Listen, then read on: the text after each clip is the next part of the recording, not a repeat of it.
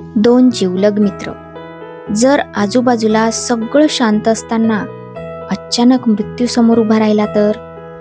एका शांत निळ्याशार तलावात दोन जिवलग मित्र राहत होते. एक होता चपळ बेडूक आणि एक हुशार मासा.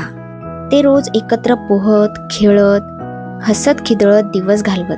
त्यांची मैत्री म्हणजे तलावातला सगळ्यात सुंदर क्षण होता. बेडूक म्हणायचा, मित्रा, आपली जोडी कधीच तुटू नये. त्यावर मासा हसून म्हणायचा, मैत्री शब्दांनी नाही तर वेळीच केलेल्या कृतीने ओळखली जाते.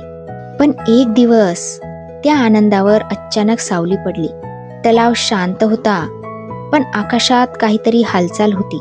एका गरुडाची तीक्ष्ण नजर थेट बेडकावर स्थिरावली.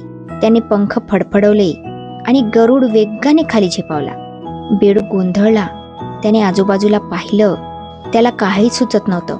क्षणभरात शेवटचा क्षण समोर उभा राहिला. तेवढ्यात पाण्यातून माशाचा ठाम आवाज घुमला, मित्रा, उडी मार आत्ताच. क्षणाचाही विचार न करता बेडकाने जोरात पाण्यात उडी मारली.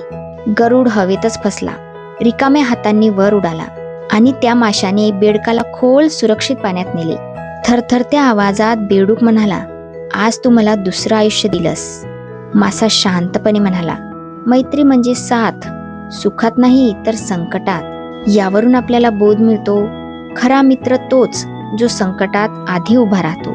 ही गोष्ट तुम्हाला आवडली असेल तर लाईक करा आणि खऱ्या मित्रासाठी शेअर करा. कमेंटमध्ये लिहा खरी मैत्री. धन्यवाद.